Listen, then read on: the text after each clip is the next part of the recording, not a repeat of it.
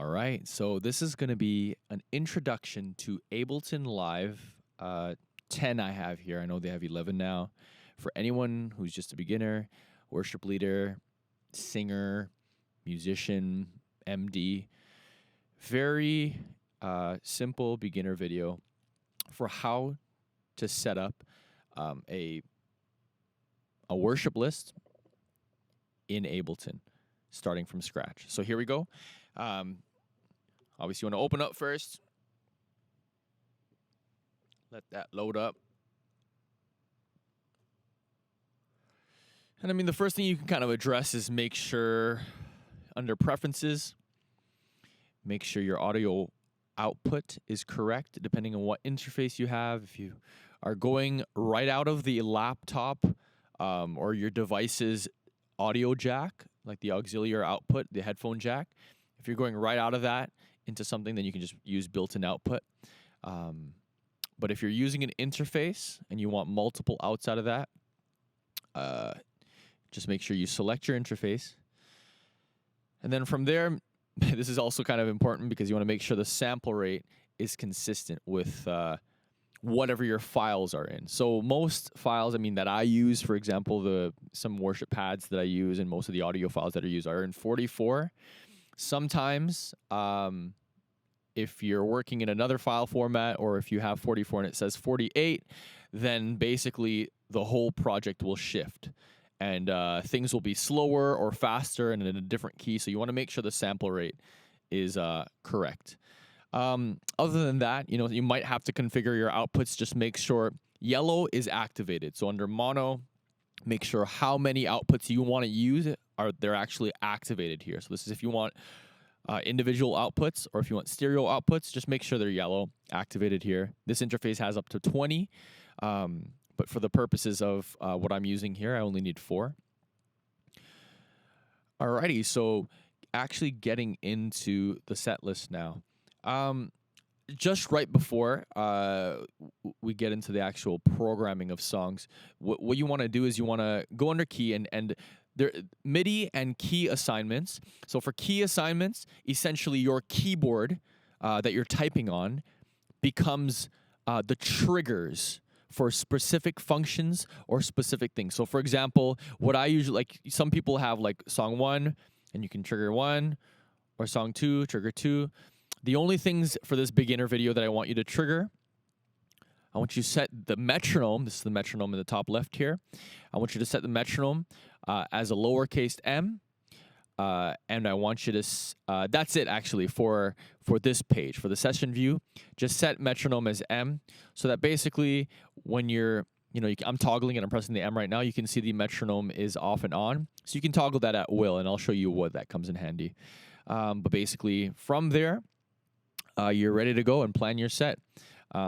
Before you start, you might want to save the live set as something just so that you don't lose it at any point or it gets overwritten or anything. So what I usually have is a Sunday sets file, and you can create a new folder if you'd like in your laptop or your device, and just keep track of them because you see over here I have all my sets that I can go back to and I draw from if I ever need anything from those sets. So let's just create an imaginary December 35th, 2021, just for kicks. So save it so you know it's up there, up top. That's what it's saved as. Then you can start plugging in your songs, basically.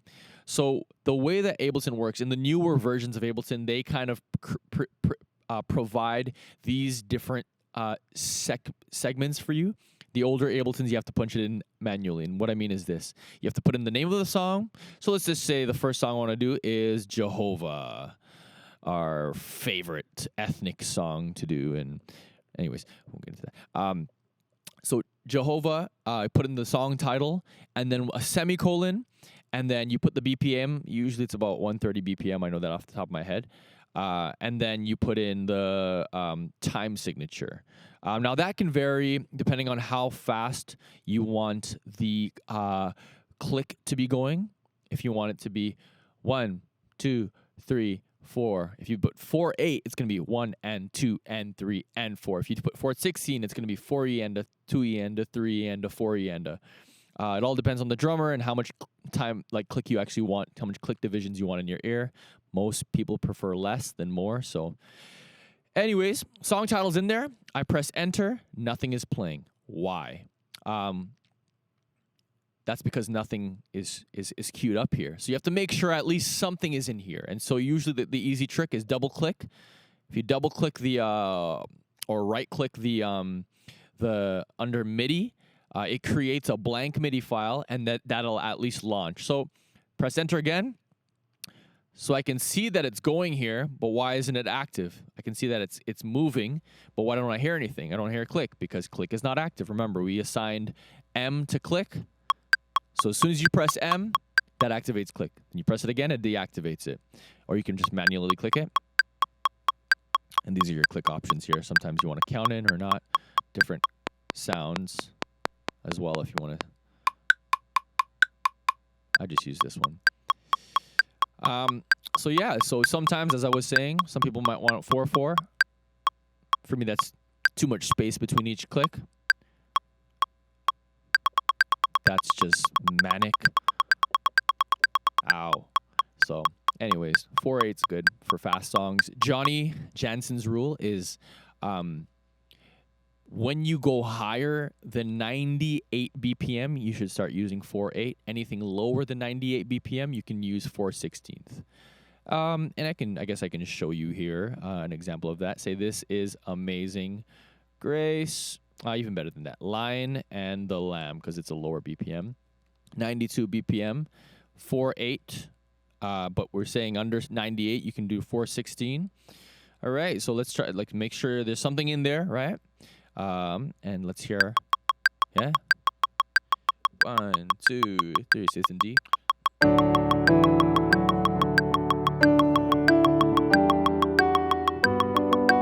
So the reason I do 4/16 is so that it doesn't have as much space in between. If you do 4/8, you can hear 1, 2. It's not that bad.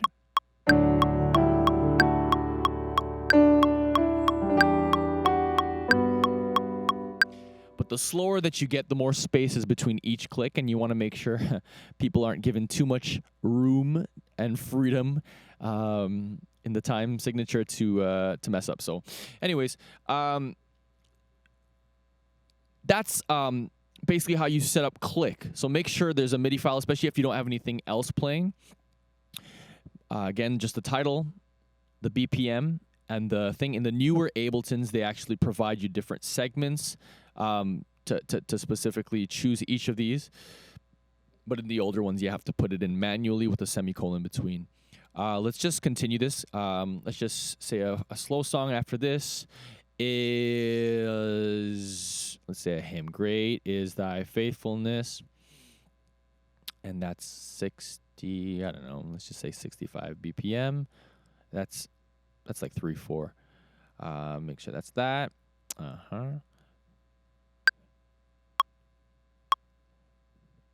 That's way too slow. Sometimes you can do it by ear. Sometimes you can do it like actually by looking it up. So sometimes what I do is I'll go on Google and I'll look it up. Say like, great is thy faithfulness. Say by Austin Stone, BPM. And what'll usually pop up is multi-tracks. And you can go there and then look it up. 74 BPM. Cool. Go back to your thing. Throw in 74. So I got 75, 74. Let's just make it faithful. So I don't like 3/4 again, like for the same reason that I was saying it's a bit too much space. I can do that, right? So I can do it's a bit too much space though, so I'm gonna do 6/8.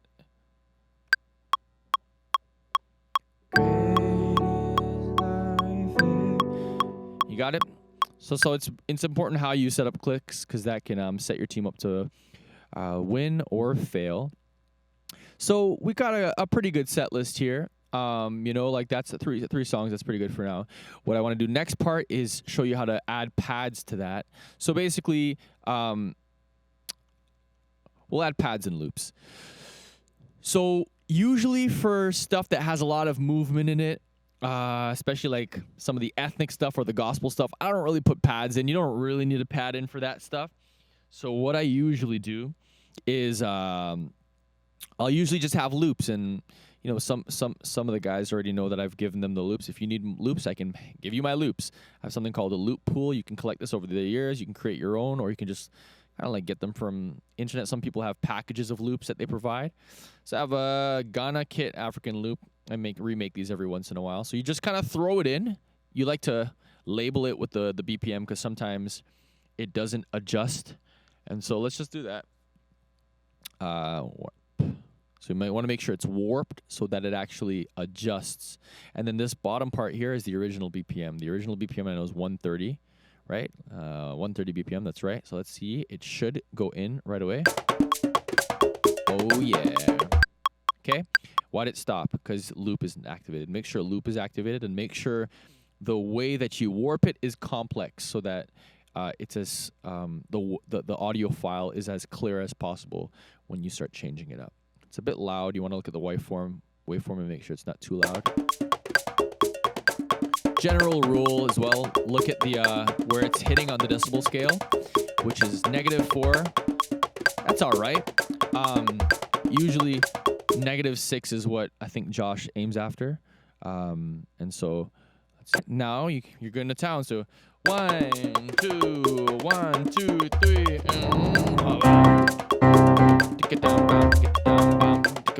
Intro. Verse. The gods. You know the song. All right. Cool. So for Lion and the Lamb, assuming we're not using tracks and we're just using this session view, which I'm showing you here, we'll pull in the pads. So let's see. Worship pads. I have a bunch of different worship pads categorized into 3. You can look all over. They're all free on the internet. Worship pad packs. So I'll pull this in, and basically we're going to say the key of D, just for the sake of argument. And this always comes in really loud. So as I was saying, you want to make sure it's under -6 when you play it. Kind of goes up. You don't want it too loud. Especially pads, you can keep them a bit lower. Probably even under 15, under -20. That number right there. And so just make sure it's soft enough that it doesn't come in like attacking your ears. It's supposed to be in the background as a pad. And what I do with the pads as well, double click the heading pads after you rename it, pads and loops, right? Double click, and this pops up. So if I'm, somewhere else, usually like something will be down here. Then when I double click on the heading, drop audio effects here. What you're going to do is you're going to go into, this is basically a tip, because when I play the pad, you see it starts, and then when I press stop, it just cuts off. Ain't nobody like that. So basically, double click the heading, and I'm gonna show you how to make it seamless. You go into audio effects, reverb, make sure drop audio effects is under here, and it's highlighting the pad channel strip. Reverb, and then basically what you got to do is Cathedral is a really good one because it's 5-second delay. You can change that to higher and lower if you want. 5 seconds is usually pretty good, enough time, but not too long of a decay. So basically, this is what happens, the difference. Before I press stop and it cut off right away, now you got a bit of a nice transition. So that'll give it a bit of a rounded edge, so that it doesn't just cut off at the end, and especially in slow songs and worship, it's just, awkward. I don't usually put any pads on hymns because that's called an anachronism. It doesn't belong in that era. Please do not put pads on hymns, okay? Unless you're doing like a modernized hymn, just leave them alone. Just play them. Just learn how to play the song and play it without pads. Thank you. All right, so I'll just show you really quickly what we've done. So beginning of our set, worship leader, we're kind of like sitting on the sea. I always play the praise God from whom all blessings flow. And then gives me the cue. Enter. 2, 1, 2, intro, go. Woo!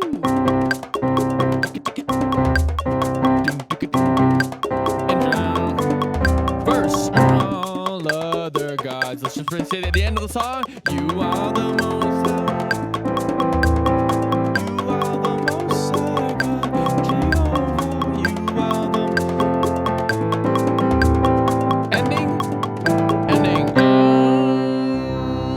of got to cue your left hand or your right hand or whatever when you do it, so that you press the. So like it's gonna be like a. You are the most high God. So my left hand was cueing while my right hand was still playing the chord. You gotta figure out that kind of coordination by yourself. Just comes with practice. And then so we're gonna go to Lion the Lamb in the next D. But the way that sometimes you can stop it like I did by pressing the space bar. Or the thing happens when you're pressing when you play by pressing enter. Enter is your launch button. So it launches whatever is highlighted. So if this is highlighted, the second song, Lion of the Lamb, is highlighted, it'll launch that right away. So what you can do instead, I chose to stop it. You are the most high God. And then press enter again to start the next one. 2, 1, 2, 3, and...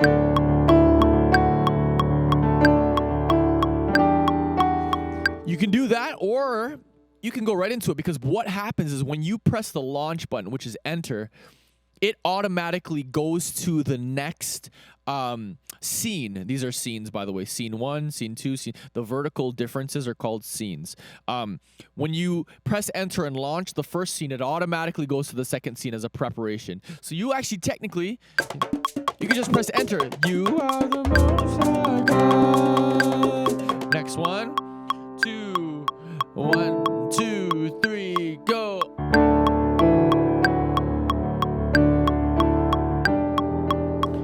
You get it? All right, so let's try going to the last one.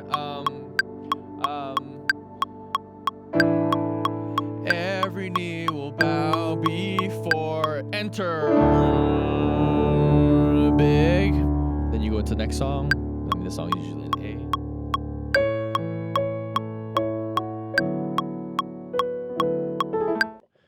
And you got it. That's basically how to set up a pretty simple worship set in Ableton's session view. God bless you.